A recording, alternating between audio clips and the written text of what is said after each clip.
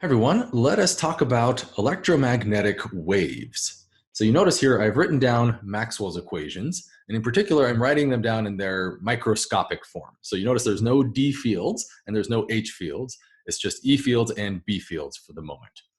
We'll worry about kind of material properties later, but for now just think about this in terms of E and B. And you'll notice we've made a couple of assumptions here on Maxwell's equations. In particular, we have assumed no sources. Okay, so that implies there is no charge density anywhere, and there is no current density. So a few terms here in Maxwell's equations have just been set to 0. We've also made another assumption, and that is we are in sinusoidal steady state. So that means all of these equations here, all the time derivatives have been replaced with this j omega, and there's this implicit time dependence in this phasor notation here, that e to the j omega t. So taking these assumptions, this is what Maxwell's equations simplify into. So why is this special? Well, there's a very classic derivation in electromagnetic field theory. Kind of a joke I like to say is starting with Maxwell's equations, derive light. Okay, because what you can actually do is just a little 3-step derivation that proves the existence of electromagnetic waves that are essentially oscillations in the electric and magnetic fields, and that they propagate at the speed of light. So the derivation goes like this. Step 1, start with Faraday's law here, and just take the curl. So I have the curl of V. So, and I have to do the same thing to the other side. I'm going to get a negative j omega del cross V, like so. So that's interesting. So two things are now going to happen. First, you'll notice I already know what the curl of B is here. So I'm just going to go ahead and substitute that in. And I'm going to get a negative j omega, like so, times j omega mu naught times epsilon naught times E here. And then this is going to simplify a bit. I get an omega squared, and then j times j is -1 times the negative gives me a +1. So I will simply get the following: omega squared mu naught epsilon naught times E. So remember that little arrow here means it's simply a vector, whereas these are scalar parameters. Now this term here is a little special. Now you probably do not know immediately what to do with this off the top of your head, but there is an identity in vector calculus that says the following, and that is del cross E. So the curl of a vector field satisfies the following relation: minus del squared E plus del dot E, like so. Okay, this is just simply a vector identity from calculus. It is true for any arbitrary vector field you can think of. Why is that interesting? It's because of this term here, the gradient of the divergence term here. Because we've assumed that there are no sources, rho is 0, we look over here at Gauss's law, and lo and behold, the divergence of E is 0. So this guy disappears, and we are simply left with negative del squared E on the left side. Now I'm going to do a quick little substitution. I'm going to define my wave number k. K squared is equal to omega squared mu naught epsilon naught, like so. So remember, this is called the wave number, like so, and it has units of radians per meter. Okay, so alternatively, you could just say k is equal to omega over c naught. So this little term here, there's a few little substitutions happening, where c naught is equal to 1 over the square root of mu naught times epsilon naught.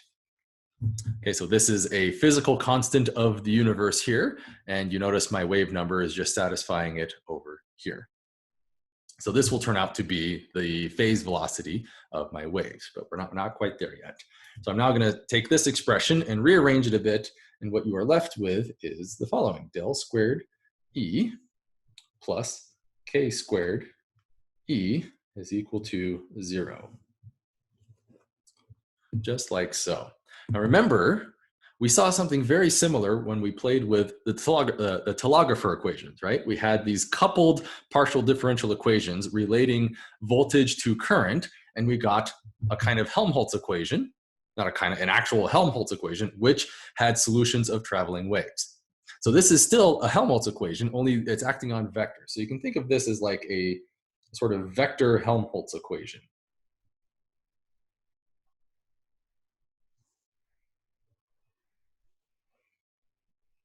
I think so. So it's still a Helmholtz equation, but it's on vectors. So just call it a vector Helmholtz equation. Okay, and that is it. The solutions to this equation are essentially traveling waves, because if you're a talented mathematician, you are very competent at manipulating the Helmholtz equation, and we know that solutions are wavy.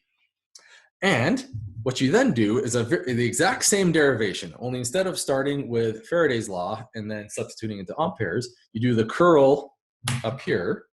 So you do sort of like a del cross on this guy, and you do it backwards and you substitute back into Faraday's, and you'll very quickly show a similar result, only it will be on the B field here. So del squared B plus K squared B is equal to 0. Okay, so solutions to Maxwell's equations in free space without any sources anywhere must satisfy the Helmholtz equation, which are essentially waves. So this is essentially another way of saying wave equation. We can call it a vector wave equation, like so.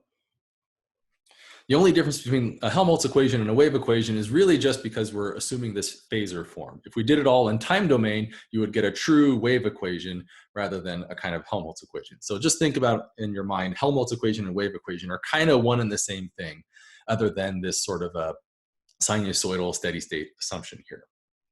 Okay, so solutions to this take on the form of traveling waves. So we're not going to quite prove it, but it's easy to prove once you have a solution to plug it back in. But we're going to write out a solution kind of like the following. So solutions will look like this. So the electric field is a function of x, y, and z in 3 dimensions.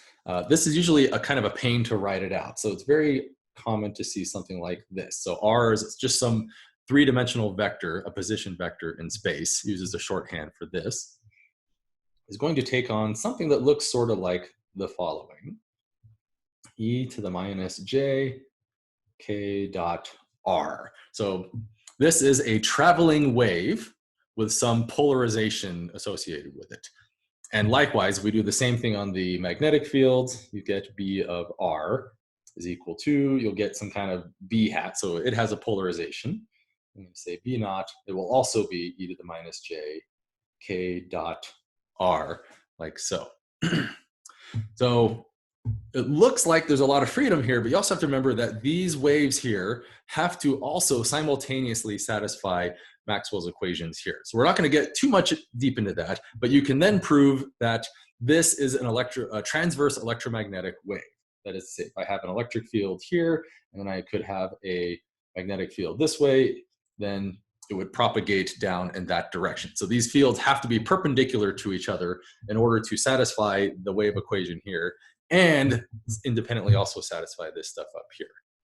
So if you ignore Maxwell's equations, you don't necessarily have to have these transverse waves. It's just the wave equation here. But these were derived from Maxwell's equations specifically, so you're not entirely free to pick and choose which direction these vectors are oriented here. So don't be too scared of this vector notation here. It's that same similar traveling wave concept, except it's now just kind of pointed in some arbitrary direction in 3-dimensional space, like so. Okay, so you imagine this uniform plane wave. So it's propagating this way, and it's by uniform, it's infinite along the other 2 extents. And this vector k is called the wave vector. So let's say wave vector. So an analogy to the wave number here, and it indicates the direction of propagation for your wave. So what you'll get is the following, just a little note on notation. So this wave vector has x, y, and z components. So x hat plus k sub y, y hat plus k sub z, z hat. So I'm a fan of the x, y, and z notation. You could also alternatively write this as something like this, kx, ky, kz. This is just another way of writing that same notation. So likewise, my position vector r would be x, y, and z. Or I could say x, x hat plus y, y hat plus z, z hat, that sort of thing. So hopefully this notation is not too scary for you. This is pretty standard stuff in electromagnetic field theory, but if you're not used to solving this stuff in this vector notation, it may get a little scary, but that's okay. Feel free to ask questions if you're not familiar, and we can do a few examples of that. So another way to kind of explicitly write this out here, we're running a little bit out of space, so I'm just going to kind of put it over here. So it would be some direction, E hat times E naught, and it would say e to the minus j kxx, e to the minus j kyy, e to the minus j kzz here. So this notation here is just a nice shorthand for this kind of big, ugly expression here. But you see it's a traveling wave with some direction along x, y, and z all simultaneously. So just think of this as sort of a three-dimensional extension of the traveling wave solutions that we've already looked at. Okay, but there it is. Notice how we started just from Maxwell's equations. We made a couple of little assumptions, no sources, just fields, and we found that the solutions to Maxwell's equations take on the form of these traveling waves. And like I said, you can prove from this also that they have to be transverse. We're not going to quite delve into that proof, just accept that traveling waves are the solution to this here, and they have to be transverse in order to satisfy this. So there you go. Maxwell's equations, source-free, sinusoidal steady state, and we have just proven the existence of and the nature of light itself.